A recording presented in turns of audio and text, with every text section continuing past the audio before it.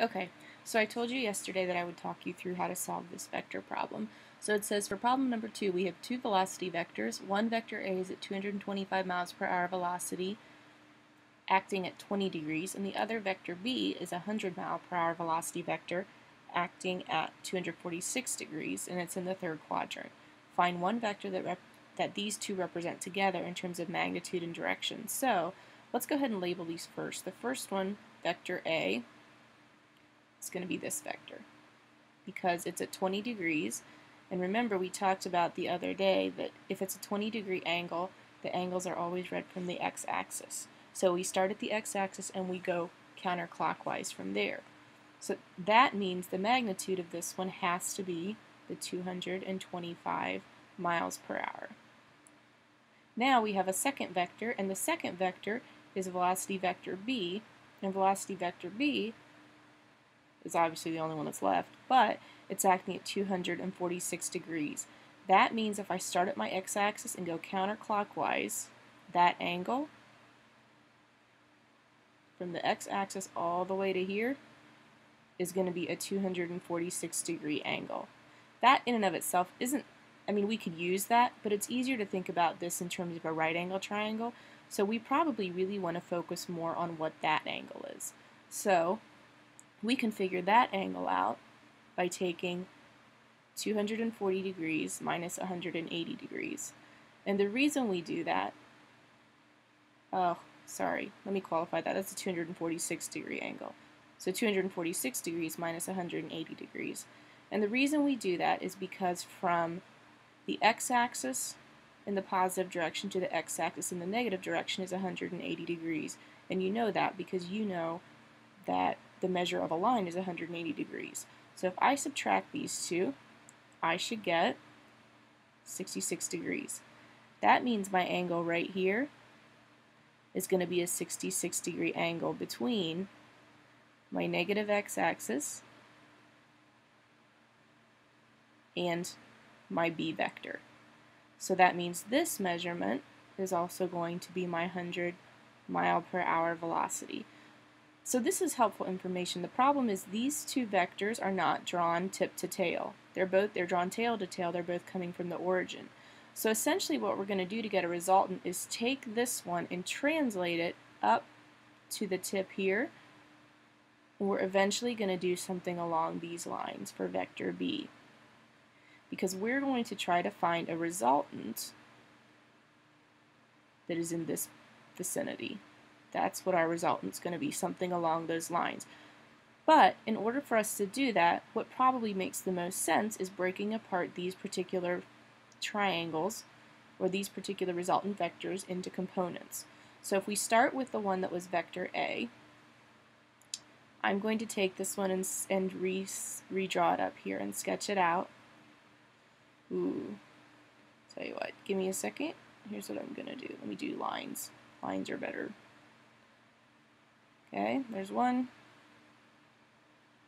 There's one. And yesterday the question came up a couple times, how do you know how to draw your vector components?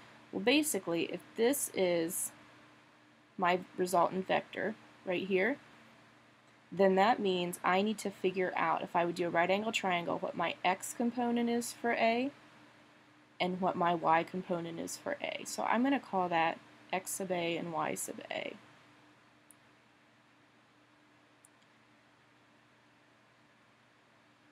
So let's fill in the information we know. Here's my angle again, still the 20 degrees. This is my 225 miles per hour. Here's my right angle. So I have x in the A direction, A in the x direction and y in the A direction for my A vector. So these are going to be my components. So over here might be helpful to think about it like this. We're going to find x components and we're going to find y components. But we need to find them for each of our triangles. I'm going to move this over a little bit because we're going to want more room in a second when we go back and add them together probably. So x component and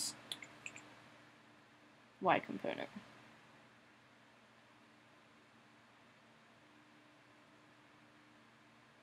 Now, this becomes a right angle trig situation.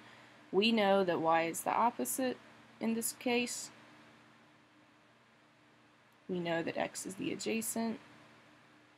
So what we're going to do is we're going to say the sine of our 20 degrees is equal to y sub a over 225 miles per hour, and the cosine of 20 degrees equals x sub a over 225 miles per hour.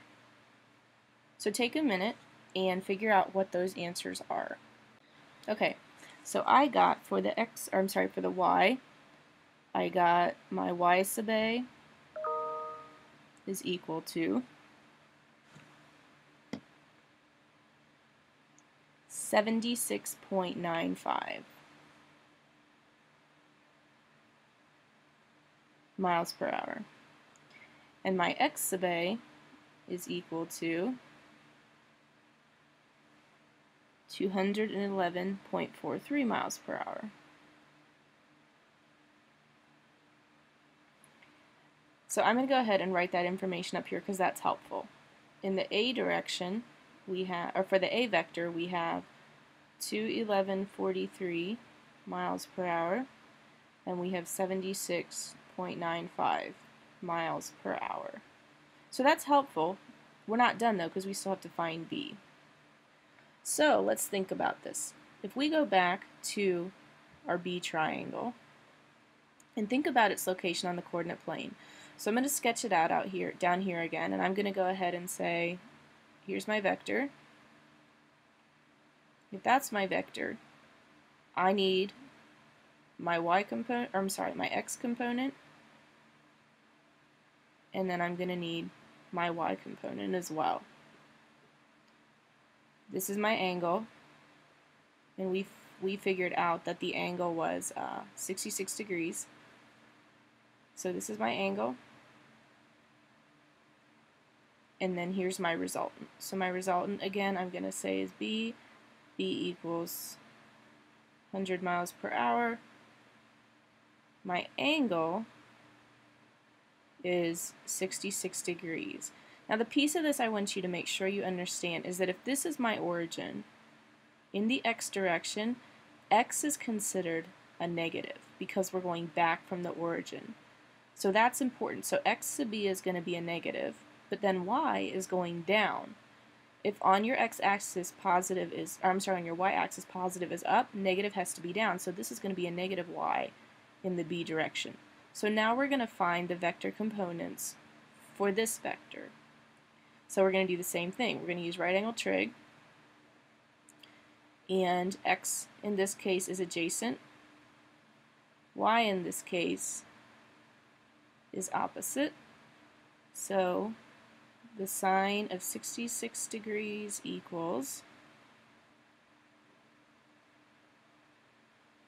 oh, sorry, I didn't mean to have the negative there. The sine of 66 degrees is y sub b over 100 miles per hour, and the cosine of 66 degrees equals y sub a over 100 miles per hour. Now, what do we get? Let's take a minute and do that. Okay, for y sub b, I get, let's see, 91.36, I'm sorry, 91.35 miles per hour. And, got the wrong one.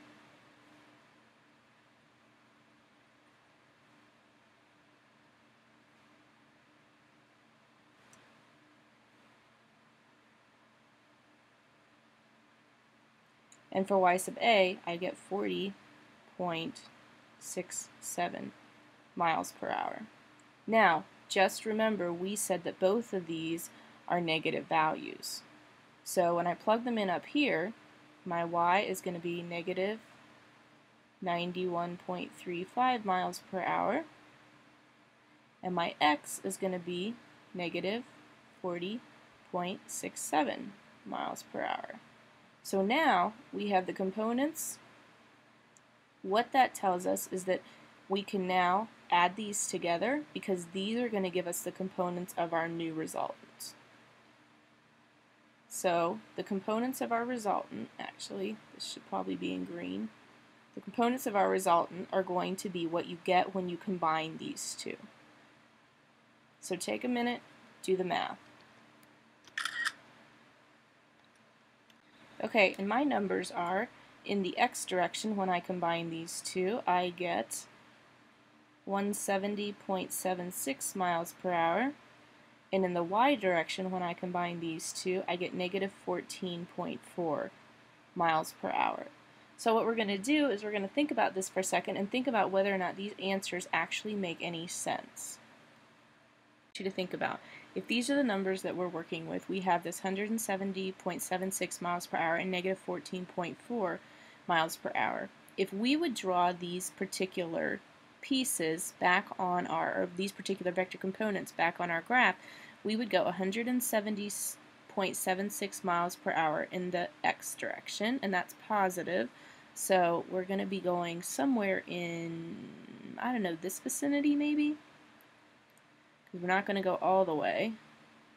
Then, you notice in the negative direction, we're going negative 14.4. So we're going to go down something like this. That means our resultant vector is going to be right in this vicinity. Not too far off from what we had predicted with our green little r here. So our resultant vector is going to be this black vector right here. Okay? So we're finding that, and then we're finding that little black angle.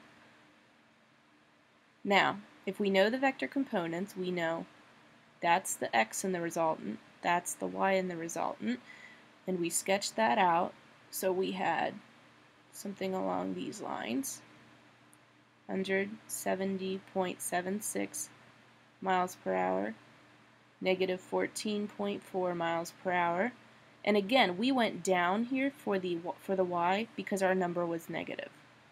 Remember that in physics, negatives usually just mean a direction. So in this case, it meant we went down. So how do we find the resultant? I'm sure you're saying Pythagorean theorem, and you're right. So let's do the square root of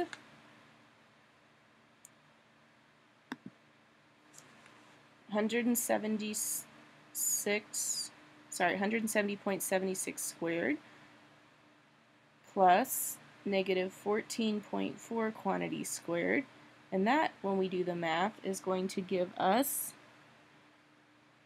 171.21 miles per hour. But we're not done, right? That only gives us the magnitude of the resultant vector. We need the angle as well. So the angle in this case is going to be, I know you're already saying inverse tangent, right? Because it's the opposite over the adjacent.